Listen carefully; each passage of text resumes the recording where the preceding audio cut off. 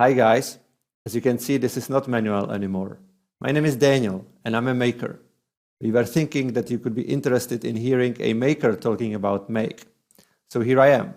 I will be covering the remaining topics in our level 4 training. So let's go. In this video, I'm going to show you how you can pass data between scenarios and how you can also create scenarios as functions in make. So this video will be based on this split screen, and on one side we are going to have a parent calling a child on the other side. Okay, so my problem is very simple. I will be processing leads coming from my imaginary website, and to classify the leads, I will execute a subscenario which is gonna expect certain inputs. It's gonna do AI classification here, and then it's gonna return certain outputs back. And you will see how much better this is compared to the older approach where you were using HTTP post and where you were using webhook to receive the data and then a webhook response to respond back to the caller. Let's get this running. I will show you that it actually works, and then we can look into the technical details. So let's imagine I have a coming lead, and the lead is this. So the person is writing this note, and then the person has this email. And the goal of this exercise is to determine whether this is an enterprise lead or not. Okay, so typically an enterprise lead would not have this free Gmail account, and the text would likely be talking about certain enterprise features. So I will have two leads. One will be classified as non-enterprise, which is this one, and then we are also gonna run the scenario for this lead, which should be classified as enterprise. So let's start. So now we can see this scenario as a function was executed, and whenever I executed this module, I got the result else, as if the lead wasn't classified as enterprise. So in that case, I would go and probably disqualify the lead or maybe send some sort of automated message or something like that.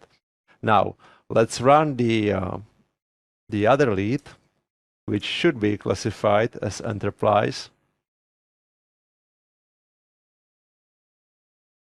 Okay, so again, the child is being executed here.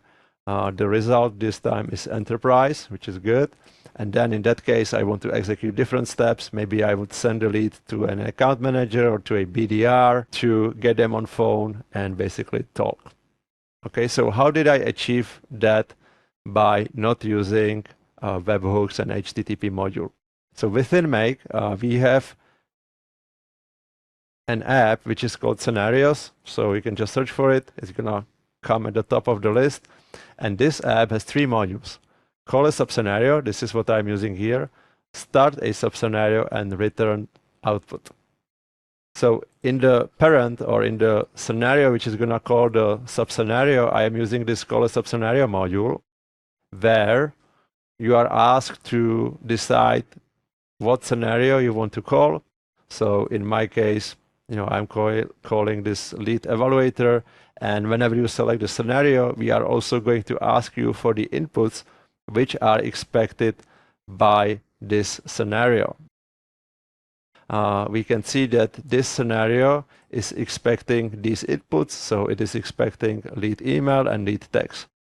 The beauty of configuring the expected inputs is that you can really standardize the data which will be accepted by the child or by the subscenario.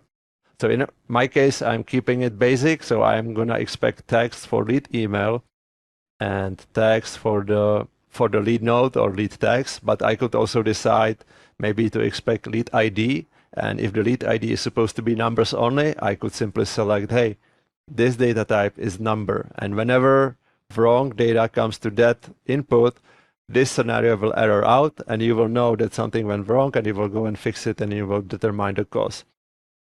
By setting the data types here, you are basically standardizing what is accepted and what is not accepted to avoid creating messy data on your side. And whenever this executes, you will return scenario outputs, basically, right? So the result in my case, will be the answer provided by this very, very simple prompt, which is basically either enterprise or else. And you configure the outputs here. So you are going to flip this tab. And in my case, the output structure is really just results. In my case, I'm using select data type here. So I'm specifying what outputs are going to be accepted.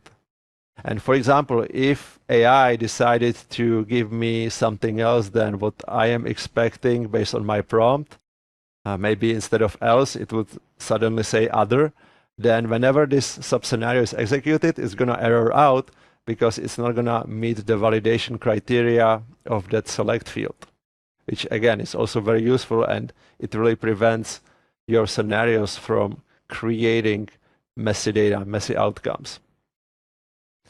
We support a lot of data types, so it's a text, numbers, date, select, even multiple choice if you need to use that. So I highly recommend you always think about the inputs which you are going to be processing and the outputs which you are going to be returning back, because they will help you avoid a lot of wrong data inputs and outputs. You might be also wondering why I am starting this scenario with this module, because it really doesn't do much, but when you zoom out a little bit and when you look at past executions, you will see the benefit. So the benefit of this module is this. Whenever the scenario as a function gets executed, you will see what arrived as inputs into the scenario, and you will see it right in the first module, so you don't have to go and look around the modules which are actually processing those inputs, but you will always see it here. So it's a little neat feature from us to tell you, what's coming through. Even if I did not use the module and the scenario was using the inputs and outputs feature, it would work. I would just not have this information at hand. Another thing which I should mention is that whenever you are building these scenarios as functions, you will always need to set them to on-demand scheduling, and obviously they need to be on for the parents to be able to call them. If I called the lead evaluator, which again is here, and it wasn't active, this module would fail with an error. Few more thoughts on the scenarios function here. So at the end, I am using scenario output. It can be multiple outputs. It doesn't have to be just one, right? So I could do additional output field here, and now when I open the module, I can start mapping outputs from preceding modules into this module. So you can return how many outputs you want, basically. You don't always have to use this module. Maybe you will just want to use this module in the parent to trigger a scenario without waiting for any outputs. That is, of course, also possible. So in that case, you would not be returning any outputs. And in that case, when you open the configuration of this module, you would likely set this to no, because you don't really need to wait for this scenario to complete, right? If you are just triggering a sub procedure which is not returning anything, you don't have to wait. But if you are expecting some outputs back, meaning there is this module, right, then you always need to wait for the outputs in the parent. Now let's talk about my use case also from the business point of view. So I'm using Make AI tools to run the classification, so no API keys needed. You just add your prompt, you add the inputs, and then the AI will tell you what the outcome is. So this is how my prompt looks. So I'm basically asking it to evaluate whether the lead is enterprise or not. If the lead is enterprise, then I'm gonna get this back. If the lead is not enterprise, I am gonna get this back. And that is pretty much it, right? That is the idea behind the scenarios as functions. Essentially, you are just calling a subscenario, which is returning the outputs which you define in the subscenario. It's very useful. I've been using it since day one. It makes my life a lot easier than what it used to be with webhooks and HTTP module.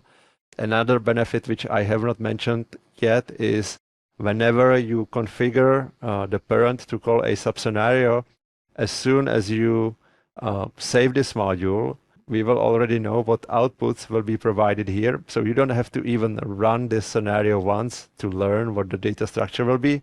The pills will just appear based on the outputs which you configure here. All right. Now, if I go now and save the scenario with my new output here, so I'm just going to save the scenario. I'm going to reload the module and just hit save. Then we are going to tell you immediately what the new output is going to come out from that subscenario as well. So again, you don't really have to wait for this to run once. You just save, you reload this module, and then the pills will become mappable in subsequent steps. Another great thing is that we are not really charging for this module. We are not charging for start a subscenario module. We are not charging for return output either. So what it means is that it's essentially free to pass data between scenarios this way, right? You can see that I have 3 modules here. The scenario was executed here, and it still consumed only 1. There is still a situation where you will not be able to use this subscenario approach when passing data between the scenarios, and that is when you pass files, because there is no file data type in the selects of inputs or outputs. So to solve that problem, you will still have to do it like the traditional old way by calling a webhook with some parameters, which will basically trigger additional scenario to return some data back. So in my case, I want to simply download a file and send it to me via email. And I am going to be using Google Drive as my file server, which is basically going to download the file based on the Google Drive file ID, and then webhook response is going to return the file back to this parent. So if I run this scenario, you will also see that this is going to execute and it's going to run. So the file is being downloaded, and now the webhook response gave the file back to the parent, and now I'm going to get the email. So if I open my email now, I will see that file which I just downloaded from my Google Drive. This is the email received 0 minutes ago, and here is the file. So in these instances where you really need to pass files around, you still call a webhook with some query string parameters. And then, in this scenario, just get the data, process the parameters, and then respond back with the actual file. This is, by the way, how you send the file back through webhook response. So you use this, you use these headers, and then you should be good to go.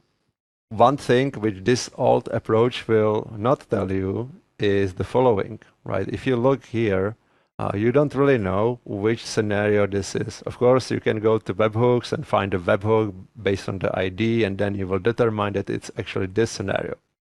But if you compare, this 2 scenarios with these, you will notice there is something more here, and that is the relation tree here. It's not available on all plans. I think as of today, it starts with Pro and above. But if I go to the relation tree, I will be able to tell that this parent is calling this child, and on the other side, I see basically the same, but let's say if this function was called by multiple parents, by multiple scenarios, I would see all those parents which are using this scenario as a function, which is again super powerful for you in case you decide to change this scenario, maybe add a new output or remove an output. Then you will know that all these scenarios above will have a problem because you will need to update them. And you will not really have to wander around and say, oh, which scenario is calling this? Because we are simply going to tell you. And on this note, I think this is it. So again, use this feature. It's super powerful. It's going to put a lot of structure into the procedures you do over and over. And you will not be lost in what is being called by what, because the relation tree is going to tell you. If you need to pass the files around, please still stick to the older approach with calling a webhook and getting the webhook response back. And that's really it.